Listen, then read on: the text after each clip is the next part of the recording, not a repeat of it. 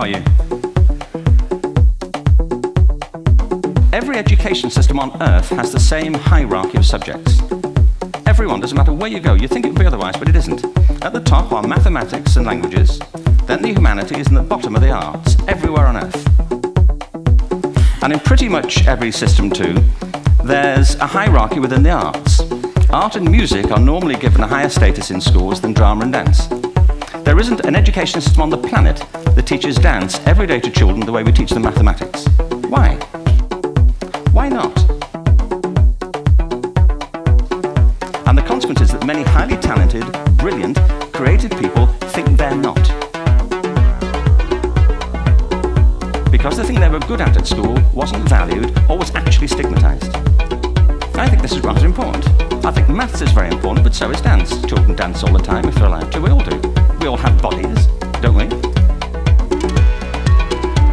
Truthfully, what happens is, as children grow up, we start to educate them progressively from the waist up. And then we focus on their heads. And slightly to one side.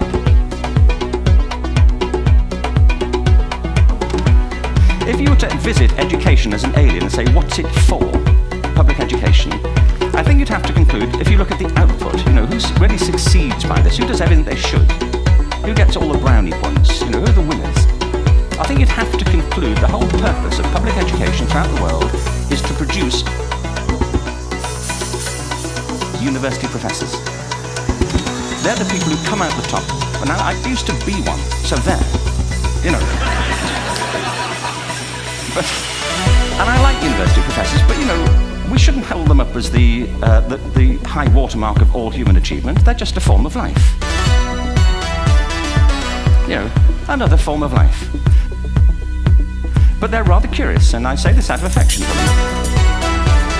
There's something curious about professors. In my experience, not all of them, but typically, they live in their heads. They live up there, and slightly to one side. They're disembodied. In a kind of literal way. They look upon their body as a form of transport for their heads. It's... Don't they?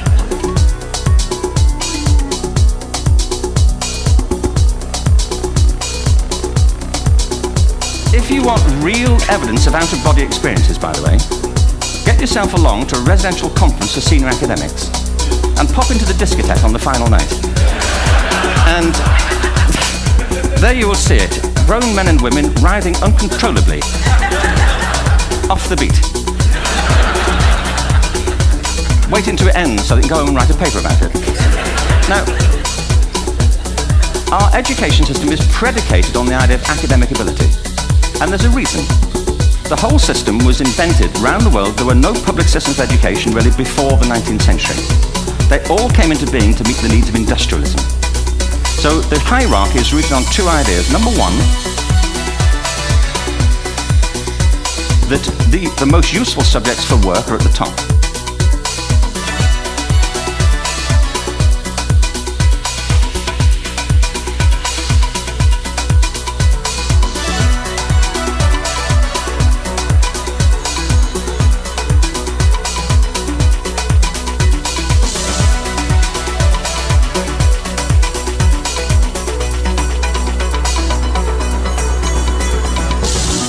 So you were probably steered benignly away from things at school when you were a kid, things you liked, on the grounds you would never get a job doing that.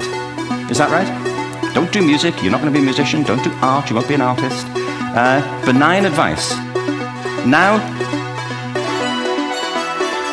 profoundly mistaken. The whole world is engulfed in a revolution.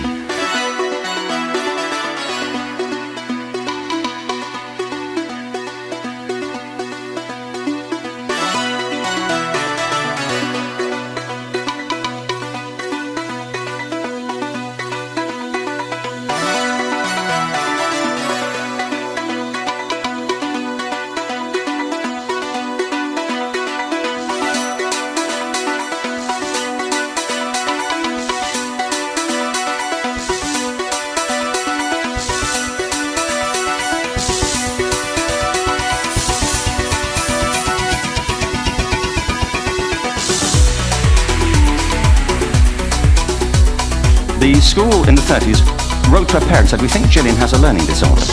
She couldn't concentrate, she was fidgeting. I think now they'd say she had ADHD. Wouldn't you? But this was the 1930s and ADHD hadn't been invented, at this point, so it wasn't an available condition. People weren't aware they could have that.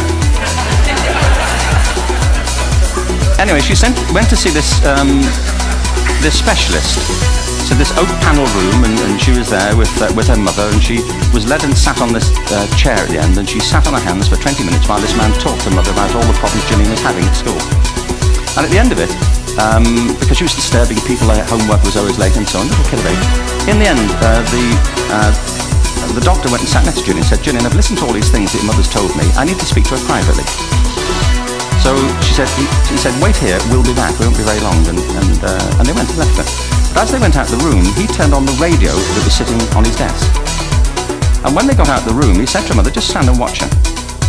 And the minute they left the room, she said she was on her feet, moving to the music. And they watched for a few minutes, and he turned to her mother, and he said, "Mrs. Lynn, Gillian isn't sick, she's a dancer. Take her to a dance school." I said, "What happened?" Said, "She did. I can't tell you how wonderful it was. We walked in this room, and it was full of people like me. People who couldn't sit still. People who had to move to think. Who had to move to think. They did ballet, they did tap, they did jazz, they did modern, they did contemporary. She was eventually auditioned for the Royal Ballet School. She became a soloist. She had a wonderful career at the Royal Ballet.